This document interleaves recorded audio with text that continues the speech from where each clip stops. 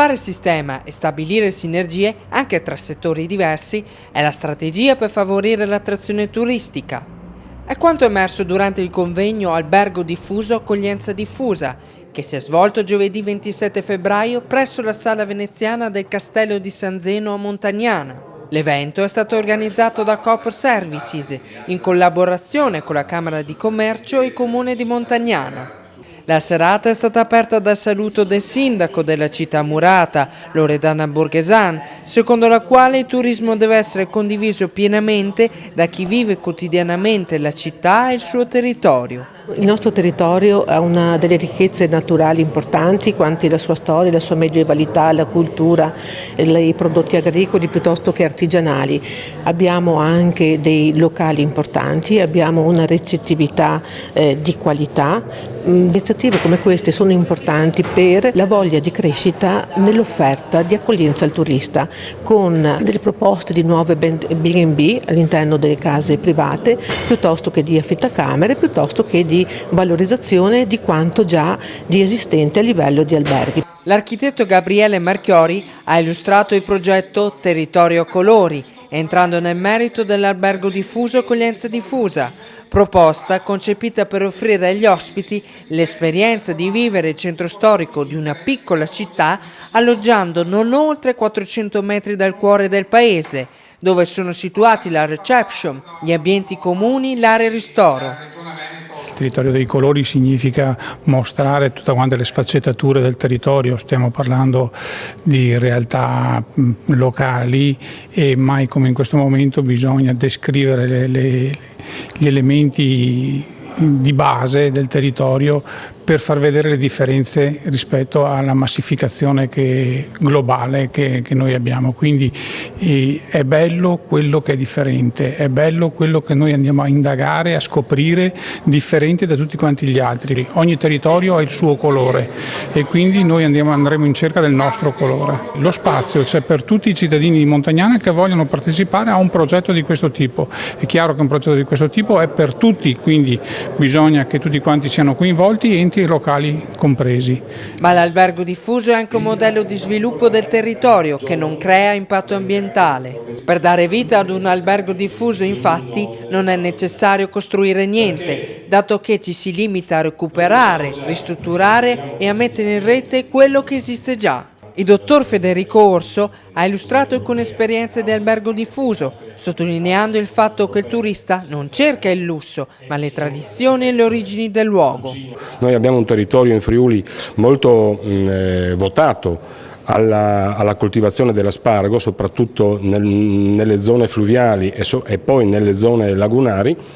E sono piccole aziende che diventano interessanti per il turista, in particolare per il cicloturista, che passando nelle borse che ha appese alla bicicletta può acquistare 2 o 3 confezioni di asparagi e gustarseli quando rientra nella sua terra di origine.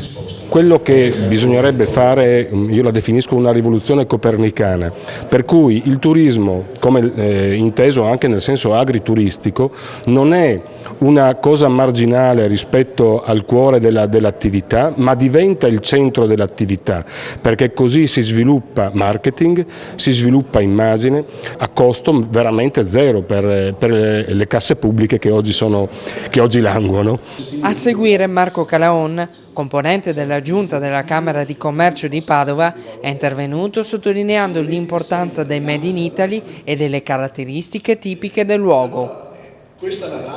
Turismo diffuso, albergo diffuso, sono tutti sistemi di turismo che stanno prendendo piede, che stanno avendo una loro valenza, dunque è giusto sfruttarlo, bisogna sapere però sfruttarlo e questa è l'opera che in parte sta cercando di fare la Camera di Commercio con altri partner del territorio, di riuscire a far sì che le varie particolarità dei vari territori, Montagnana da una parte ma anche tutto il resto del territorio della provincia, possono essere inseriti in un contesto molto più importante, provinciale, ma io direi addirittura veneto, perché gli avventori saranno sempre più avventori stranieri e quindi difficilmente ricercheranno Montagnana, difficilmente ricercheranno Padova, ma molto probabilmente ricercheranno città come Venezia, e da Venezia, entrando nel Veneto, da lì possono trovare tutte le caratteristiche e quindi a scalare, arrivare sul territorio e dopo scegliere quello che a loro più piace, e se verranno a Montagnana sicuramente dopo potranno godere o del prosciutto o della città murata o dell'accoglienza che sapranno dare gli cittadini di Montagnana. Purtroppo noi stiamo troppo spesso tenendo le posizioni e non guardando a fare qualcosa di più.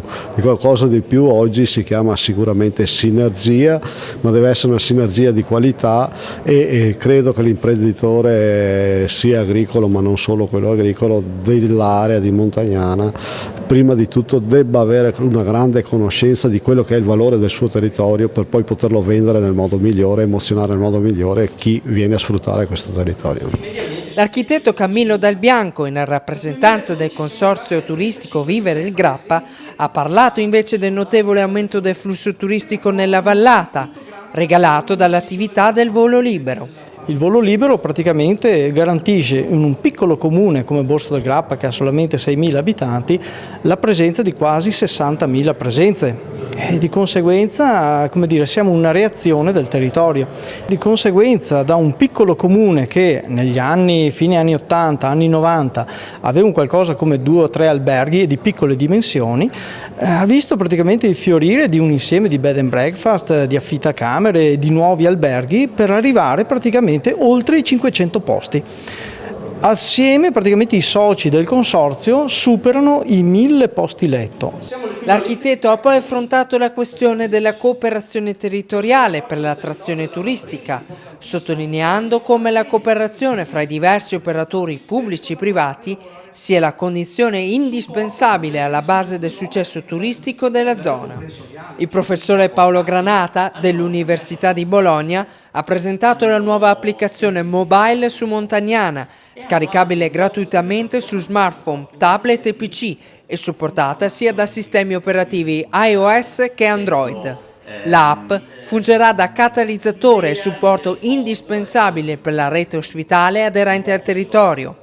Un modo questo innovativo per andare alla scoperta delle numerose attività del montagnanese che con l'albergo diffuso si vuole caratterizzare grazie a una gestione centralizzata che propone come prodotto l'autenticità e lo stile di vita del luogo.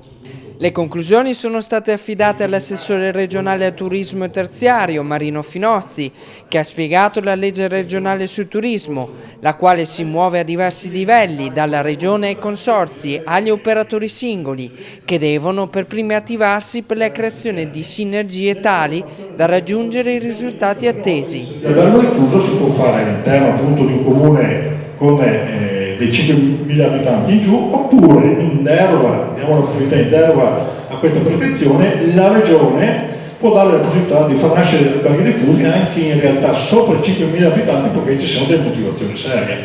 L'ospitalità diffusa invece è esclusiva per l'area di montagna. Però prevede l'ospitalità diffusa, c'è il bar del centro, del paesino, che può gestire in consorzio delle realtà ricettive come una piccola pensione, il rifugio alpino e l'appartamento, che sono distribuiti diffusi anche in distanze molto più ampie rispetto ai 400 metri previsti dall'albergo diffuso. L'ospitalità diffusa infatti non vende camere, ma lo stile di vita e le meraviglie di un luogo. Valorizza beni privati, abitazioni, persone, imprese, competenze e produzioni locali.